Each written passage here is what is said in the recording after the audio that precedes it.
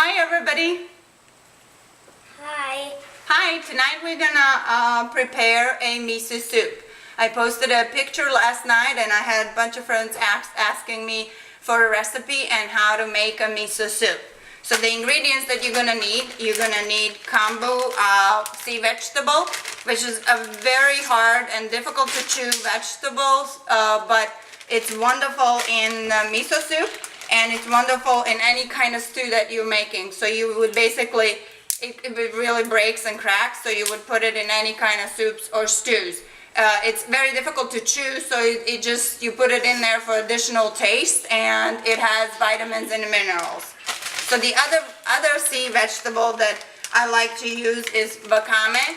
This one is a lot less tough, and it's easy to use. It comes in like little tiny crumbs like that, but they expand when you put them in the water. So I would say probably like a teaspoon or maybe teaspoon and a half. The kombu, I would say 1 whole stick. I broke this one to demonstrate. Here's some pasta. It's a Japanese kind. The Japanese noodles, somen noodles. They come in bundles like this, and what we did last night when we made our soup, we actually made a big batch, and then what you do, you cool it off in the water, and then you put it in a Ziploc, or you can put it in any kind of glass container. And you can use bean string noodles. Mm-hmm. They're as well a Chinese kind of noodle, so it doesn't depend. It just depends on what kind of brand of noodles it is. If it's Chinese, you wouldn't want to use like some kind of regular Italy pasta. Spaghetti, yeah. Yeah, like spaghetti. Not the spaghetti, yes. Okay, so these are the other kinds that Dorian was talking about. It's a bean thread. These basically you soak them in the water for 15 minutes. They're very difficult and they only need a couple minutes of cooking. Very easy to find in any kind of global market stores or even a health food store. So what other things that you're gonna need is carrot. Yeah, they're very good for you and healthy.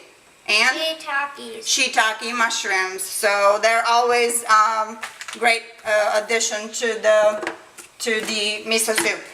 Then here's the first kind of miso brand. It's made out of soybean and it's called a white miso. It's one of the lightest one that you can find, and it doesn't have a heavy, strong taste, right? It's not strong, but this one over here is strong, sort of strong. A little bit stronger. It's made out of brown rice, and this is the strongest. This is the strongest, which we like to put mostly in our miso soup. So. And it's made out of barley, so barley is a grain, right? Yes. So this one will open the container so they can see it, but basically this one is very dark, and the other ones are getting lighter color. So this one that is brown rice, it's definitely dark. It looks like a dark brown. This one that it's most mellow and easiest for people to get used to, which is the white miso from soybean, is a lot lighter in color. So what you need a pot of water, which we already have there. So go ahead and put that in there. The kombu inside. I'm taking the one that she was demonstrating, and I'm just gonna drop those in slowly. Yeah. Not from a pie if you're giving it to a kid to drop in. So kind of just like here. So it doesn't splash. Okay. And some of this wakame.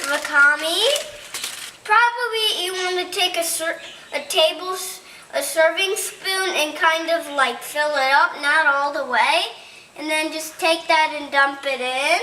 Yes. Okay. Then Dorian, do you want to talk about the eggs and what we do with the eggs when the miso is done while I'm cutting? The eggs you can hard boil, but today we're not going to show how to do that. Maybe some other day if you're interested in like adding eggs. So basically you would hard boil When do you add them? Well, first you hard boil them, you just peel them in a bowl, and then like when the soup is ready and it's served into the bowls, you can take it apart and put it inside.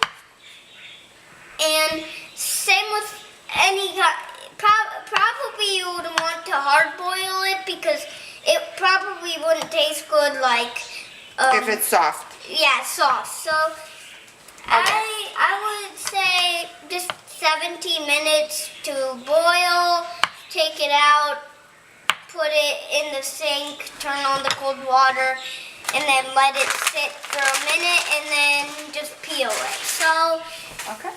that's it. Well, I'm gonna cut up the carrots, So and then basically, do you just want to talk about when we add the miso? yeah. So at the end, you can take this miso, which I have right here, or the Any of the regular kind you miso, have, or the strong one. any of them. And then when you serve it, just like the eggs, but it's different. You need a strainer, and you need a strainer in this, and you scoop some of it on, and then you put it in the strainer, and you put it in the soup, and But at the end, when the soup And is you- in the bowl. when the soup is in the bowl, and you mix it like this until you only get like little brains that are left of miso, and then you take it out, and then if you still have a family, you pass it to the next person, and that's it, and they just do the same thing. So that's with the miso. Okay, well, I hope you guys enjoyed this. I hope we encourage you to make it at home by yourself or with your kids. Anyway, how do we say in Montessori? Bye. Bon appetit! You may eat. Have a good night.